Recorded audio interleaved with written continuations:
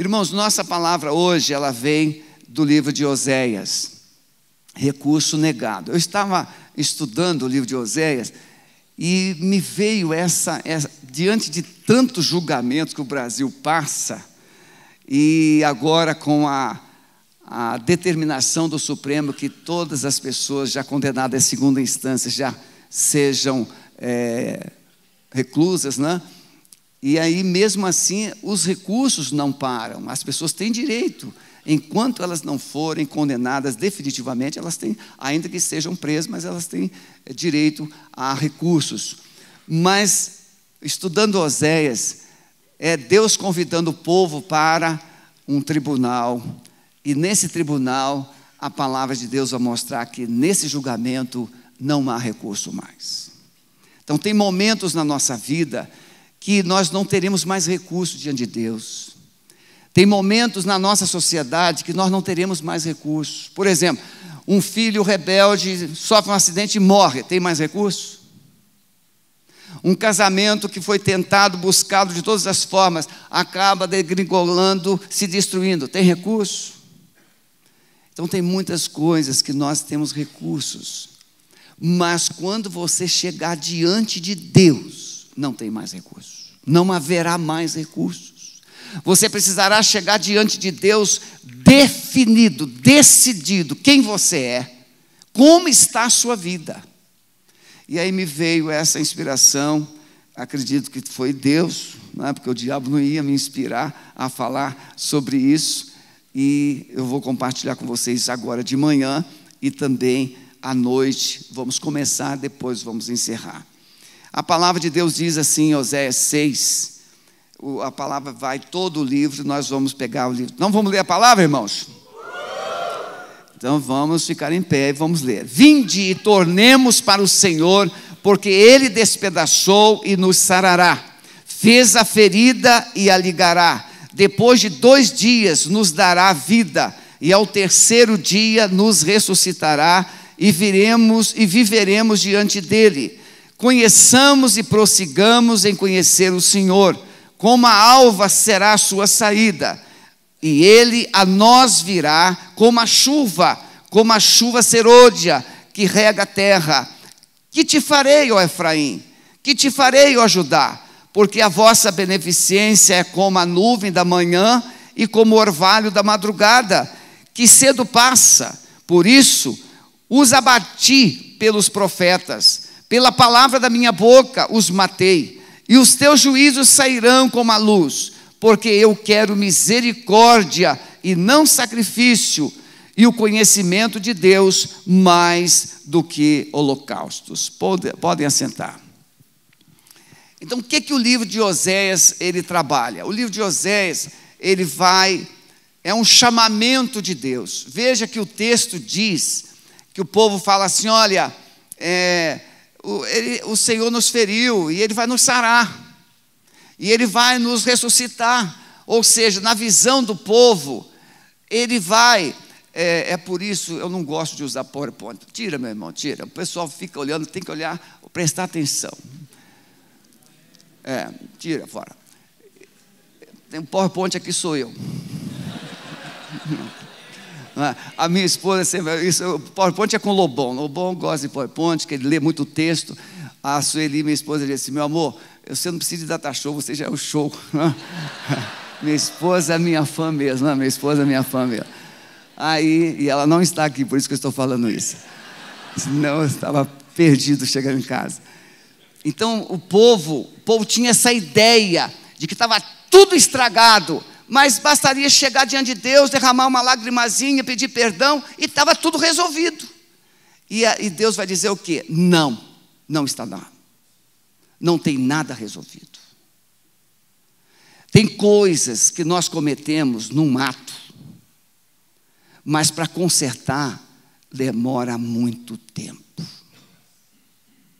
Você arranja uma dívida, basta ir no shopping. Mas para você resolver essa dívida, vai demorar muito tempo. Você fere pessoas, é uma palavra, mas para resolver essa ferida, demora tempo.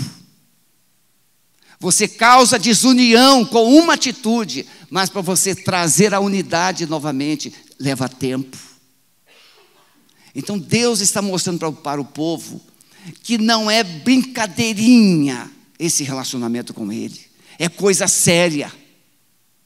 Então Ele chama Israel, e a figura de Deus, Oséias, ele prefigura Deus, é um tipo de Deus. E Israel é chamado de a esposa de Deus. Então Deus vai apresentar um diálogo onde ele diz que Israel é a esposa infiel que pediu divórcio. Não foi Deus, foi ela, foi Israel. Então nessa manifestação do profeta, nessa mensagem profética, o grande propósito é Deus revelar o seu amor e não o seu ódio. É Deus revelar o seu perdão e não o seu mal. A culpar, a condenar. Deus não quer isso. Deus quer um povo restaurado. Então Deus vai revelar o grande amor dele. Por isso ele chama o profeta e diz assim: vai lá e casa com a mulher de prostituição. Casa com uma filha de prostituta. Casa com uma prostituta. E Oséias vai lá e casa com uma prostituta. Irmão, se um pastor casasse hoje com uma mulher sem fama, a igreja mandaria ele embora. Não é verdade? Nós temos pastores na caminhada da igreja que casaram com mulheres que eram mulheres de uma fama muito negativa. Pessoas que viviam na mídia. E nem todas as experiências foram boas. Mas Deus manda o seu profeta casar-se com uma mulher de prostituição. E aí ele fica com ela um tempo, e depois ela sai, o abandona, e vai viver com seus antigos amantes. E segundo alguns estudiosos, os filhos, não havia nenhuma garantia que eram os filhos dessa mulher com Oséias. Alguns estudiosos chegam a afirmar que esses filhos não eram de Oséias, ou seja, ele se casou, mas os filhos foram gerados na prostituição. Porque cada filho vai receber um nome, e esses nomes têm um significado profético. E aí Deus vai trazer essa palavra que nós vamos compartilhar com vocês. Toda essa história pintando esse casamento que termina em divórcio. Então Oséias representa Deus, que busca restauração. Israel representa a esposa infiel, que abandona o marido, que é Deus. E a mensagem revela o grande amor de Deus e o seu perdão a um povo infiel. Olha o verso 4, viu? Se você quiser colocar os versículos, pode colocar. Ouvi a palavra, vós filhos, Oséias 4:1, porque o Senhor tem uma contenda. É assim que a palavra chega. Deus tem uma contenda. Deus tem algo a ser tratado. Deus tem uma briga. Deus tem um confronto com o seu povo. Deus está em guerra com o seu povo.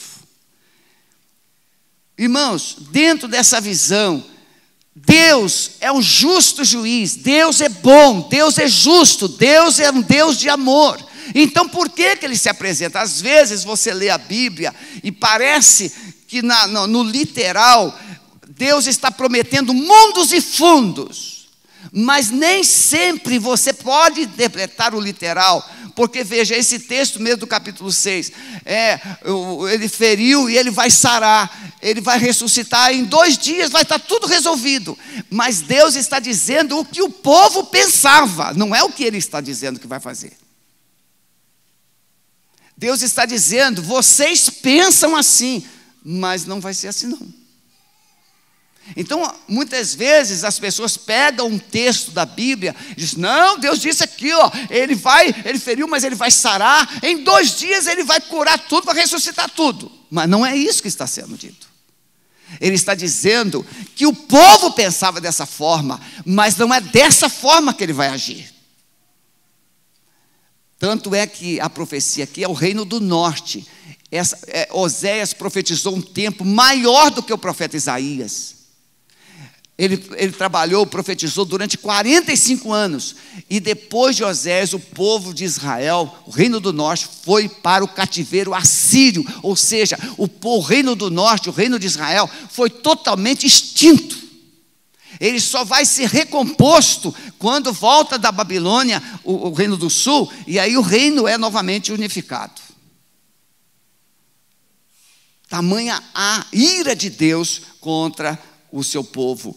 Então, dentro dessa visão, irmãos, de que Deus nos chama para um julgamento, Deus nos chama para um acerto de contas, Deus nos chama para um momento de confronto, onde Ele vai dizer assim: olha, todos os seus recursos foram negados, você vai ter que cumprir pena.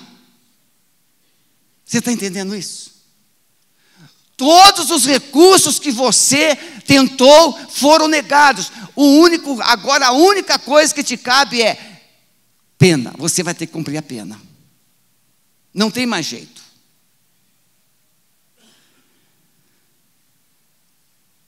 Segundo Coríntios capítulo 5, verso 10. Porque todos devemos comparecer ante o tribunal de Cristo, para que cada um receba o que tiver feito por meio do corpo. Olha para o seu irmão e diz: você vai comparecer diante do tribunal de Deus. O problema é que a gente pensa que isso não vai acontecer, e a gente pensa que isso vai acontecer de uma forma muito simples. Quem aqui já esteve diante de um juiz? Num tribunal, claro.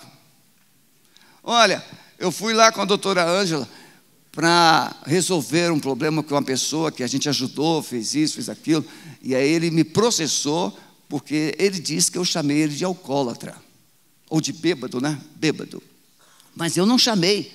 Ele chegou aqui no dia do aniversário da igreja, com uma turma de umas 5 pessoas, e aí criou uma situação constrangedora.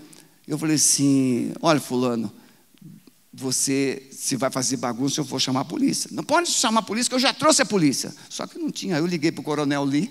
Só tem um pessoal aqui que está dizendo que é polícia, coronel, fala aqui. Não, coronel, não sou polícia, não. E aí eu falei assim: fulano, você andou bebendo? Porque quem faz esse negócio aí... Então eu perguntei se ele tinha bebido. Aí ele me processou. Aí eu fui lá. E, doutora, o Marder está aí?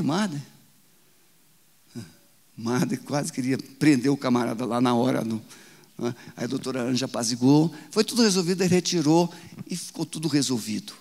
Mas diante do juiz, você tem que falar só quando você é permitido. E diante de Deus, você vai ter que falar o que Ele mandar. Ele, por exemplo, vai perguntar assim: Zenilda, o que é que você fez com o sacrifício do meu filho Jesus? Ah, Senhor, ninguém me falou sobre isso.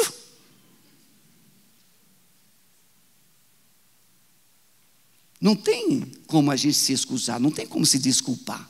A gente vai ter que dizer: sim, Senhor, eu reconheço o sacrifício de Jesus, eu aceitei, eu vivi. Aí ele diz: vinde benditos do meu Pai. Então todos nós vamos comparecer diante do tribunal de Deus.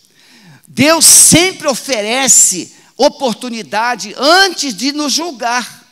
Atos 17, 30 e 31 diz o quê? Mas Deus não leva em conta os tempos da ignorância, mas Ele anuncia agora a todos os homens que se arrependam. Por quê? Porquanto tem determinado um dia em que com justiça há de julgar o mundo, por meio do varão que destinou, e disso deu certeza a todos, ressuscitando dos mortos. Então Deus, antes de nos julgar, Ele nos mandou recados, Ele nos mandou alertas, Ele nos mandou avisos, Ele nos deu oportunidade. Quantos cultos você frequentou? Quantas mensagens você ouviu? Quantas visitas você recebeu? Quantos discipulados você fez? Quantas oportunidades Deus te deu? E você continuou vivendo do mesmo jeito. Então Deus tem um dia. Ele diz: eu não levo em conta o tempo da ignorância. Por quê? Porque o povo de Deus estava perecendo por falta de conhecimento. Apocalipse 2, 4 e 5. Tenho, porém, contra ti que deixaste o teu primeiro amor. É só isso que Jesus disse para a igreja de Éfeso? Tenho, porém, contra ti que deixaste o teu primeiro amor? Ele não é só isso. Ele diz o quê? Lembra-te, pois, de onde você errou, onde você caiu. Volta lá, arrepende-te e volte a praticar as coisas boas. Então veja, Deus não aponta o dedo e diz assim, ó, você pecou. Deus diz assim, volta, arrependa-se, mude de vida, mude o seu comportamento. Eu quero restaurar você. Toda a humanidade, irmãos, tem um encontro marcado com Deus. Sim ou não? Terá alguém poderá se esconder de Deus? O salmista no Salmo 139, ele diz o quê? Se eu me esconder lá nas profundezas do mar, Deus vai estar lá. Deus, se eu fizer lá nas estrelas da alva, Deus vai estar lá. Não, vou pegar uma nave, eu vou pagar 100 milhões de dólares, vou lá para a lua, Deus vai estar lá. Não tem como se esconder. Todos nós. Diz a palavra em Mateus 25, 31 a 34. E quando o Filho do Homem vier, da sua glória, todos os santos com ele, e todos os santos com ele, então se assentará no trono. Olha o trono do julgamento. Da sua glória. E todas as nações serão reunidas diante dele. E apartará uns dos outros. Olha, você é bode. Não, bode é à esquerda. Você é bode, você é ovelha. Você é bode, você é ovelha. Você é bode, você é ovelha. Mais ou menos é como se Deus estivesse nadando. Nadando assim, né? Você dá uma abraçada para cá, dá uma abraçada. Você é bode para cá, você é ovelha para cá. E Deus vai separar. Ah, mas pastor, eu posso colocar uma máscara de ovelha. Deus é mais poderoso do que raio-x, aparelho de ressonância magnética. Deus conhece a gente. Aliás, vou trazer uma palavra muito breve sobre as máscaras que a gente usa. Deus conhece o seu coração. Quando Ele olha para você, Ele sabe quem você é, que você mesmo não acredita que é. Ele conhece você. Ele apartará um dos outros, como o pastor separa os bodes das ovelhas, e porá as ovelhas à direita e os bodes à esquerda. Então dirá o rei aos que estiverem à direita o quê? Vinde, benditos do meu Pai, possuí por herança o reino que vos está preparado. Mas o que ele vai dizer para os que estiverem à esquerda? Apartai-vos de mim, malditos, para o fogo eterno preparado para o diabo e seus anjos. Depois dessas coisas, Apocalipse 4, de 1 a 3, depois dessas coisas olhei e eis que estava uma porta aberta no céu, e a primeira voz como de trombeta ouvira falar comigo, disse, sobe aqui e mostrar-te as coisas que depois dessas devem acontecer. E logo fui arrebatado em espírito, e eis que um trono, olha o trono, estava posto no céu, e um assentado sobre ele, e o que estava assentado era, na aparência, semelhante a pedra de jaspe e de sardônica, e o arco celeste estava ao redor do seu trono, e era semelhante à esmeralda. E vi, Apocalipse 5, de 1 a 5, e vi a destra do que estava sentado sobre o trono, do livro escrito por dentro e por fora, selado com 7 selos, e vi um anjo forte bradando grande voz, quem é digno de abrir o livro e desatar os seus selos? E ninguém no céu, nem na terra, nem debaixo da terra podia abrir o livro, nem olhar para ele. E eu chorava muito, porque ninguém fora achado digno de abrir o livro, nem de o ler, nem de olhar para ele. E disse-me um dos anciãos, não chores, eis aqui o leão da tribo de Judá, a raiz de Davi, que venceu para abrir o livro e desatar os seus selos. E vi, Apocalipse 20, de 11 a 15, e vi um grande trono branco, e o estava sentado, e o que estava sentado sobre ele, de cuja presença fugiu a terra e o céu, e não se achou lugar para eles. E vi os mortos, grandes e pequenos, que estavam diante do trono, e abriram-se os livros, e abriu-se o livro da vida, abriu outro livro que é o da vida, e os mortos foram julgados pelas coisas que estavam escritas nos livros, segundo as suas obras. E deu o mar os mortos que nele havia, e a morte e o inferno deram os mortos que neles havia, e foram julgados cada um segundo as suas obras. e a morte e o inferno foram lançados no fogo.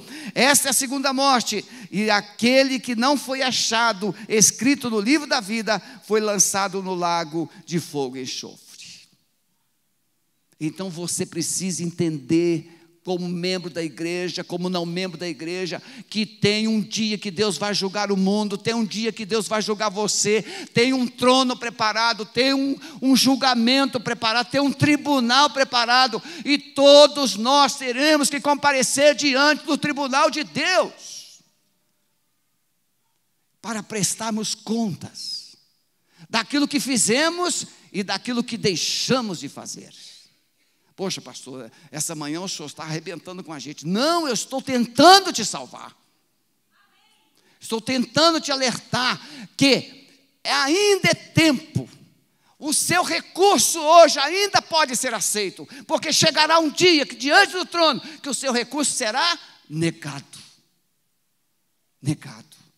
Por isso precisamos entender que a base do julgamento de Deus é a sua palavra. Você tem a palavra de Deus, você conhece a palavra. Jesus disse para os fariseus, para os judeus, lá em Mateus 22, 29, errais não conhecendo as escrituras, nem o poder de Deus. Jesus diz em João 5, 39, examinai as escrituras, porque vós cuidais ter nelas a vida eterna, porque são elas que dão testemunho de mim. É a palavra de Deus que será a base do seu julgamento.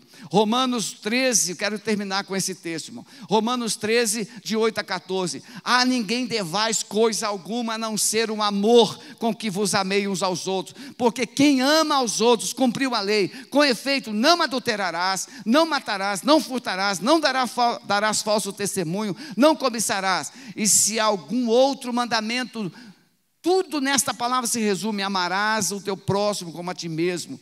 O amor não faz mal ao próximo, de sorte que o cumprimento da lei é o amor. E isto digo conhecendo o tempo, pega essa palavra, conhecendo o tempo, que já é hora de despertarmos do sono, porque a nossa salvação está agora mais perto de nós do que quando aceitamos a fé. A noite é passada, o dia é chegado. Rejeitemos, pois, as obras das trevas e vistamo-nos das armas da luz. Andemos honestamente como de dia, não em glutonarias, nem em bebedeiras, nem em desonestidades, nem em dissoluções, nem em contendas e inveja, mas revestidos do Senhor Jesus Cristo, e não tenhais cuidado das vossas concupiscências.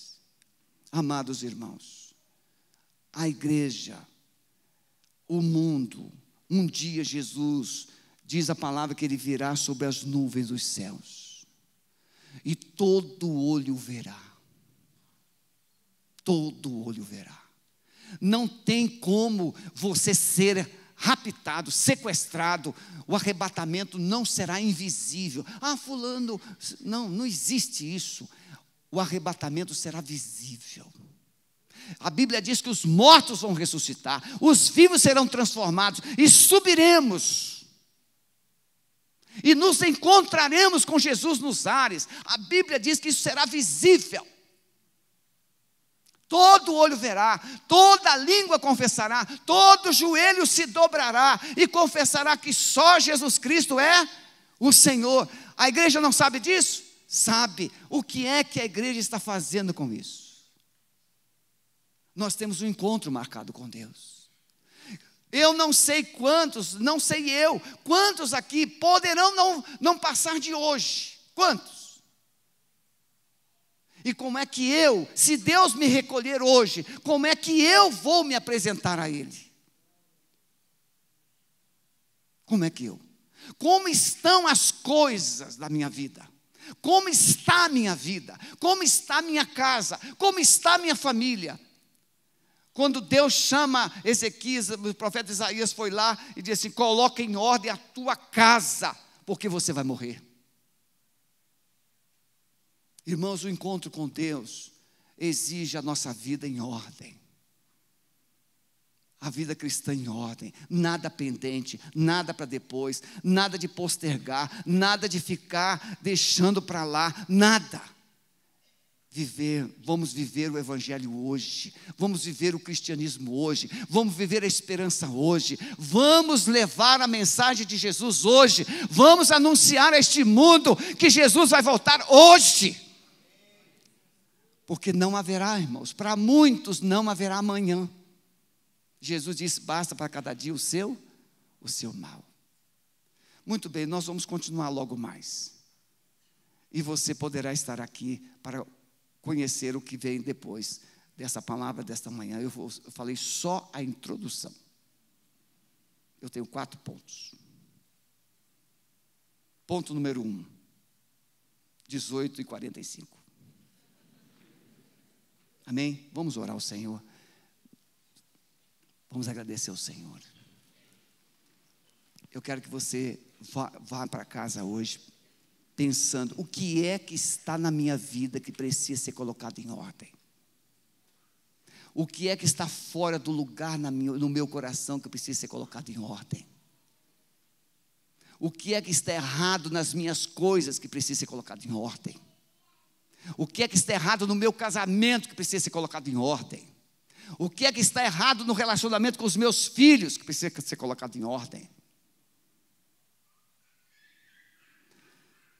Amado Espírito Santo, o Senhor é Deus, e o Senhor está aqui, e o Senhor conhece corações aqui, que estão percebendo que as suas vidas estão desorganizadas. Nós temos pessoas aqui que estão com as suas vidas fora do lugar. Nós estamos com pessoas aqui, Senhor, que não estão preparadas para ter um encontro com o Senhor. Senhor Jesus, amado Espírito Santo, convence agora cada coração de que este é o dia, esta é a hora de um acerto de contas com o Senhor. Não é simplesmente uns olhos molhados, um coração, um pouquinho de choro e tudo está resolvido. Não, Senhor. Traz no nosso coração o arrependimento verdadeiro, o quebrantamento verdadeiro, para que vivamos uma vida de obediência, de integridade, de sinceridade com o Senhor. E a nossa vida faça diferença. Ó Deus querido, nós como Alameda não aceitamos simplesmente passarmos por aqui. Nós queremos mudar esse lugar, nós queremos mudar essa cidade, nós queremos, ó Deus, ser uma luz do Senhor nessa cidade. Por isso, Senhor, incendeie o coração da tua igreja, tire a apatia, tire a molidão, tire a religiosidade, Senhor, e traga no nosso coração o fogo do céu, para vivermos o teu evangelho, como se hoje fosse o último dia da nossa vida. Despede-nos com a tua paz, nos leve debaixo das tuas misericórdias para a nossa casa, e nos traga logo mais, Senhor, para recebermos as nossas crianças, pois nós oramos no poder do nome de Jesus.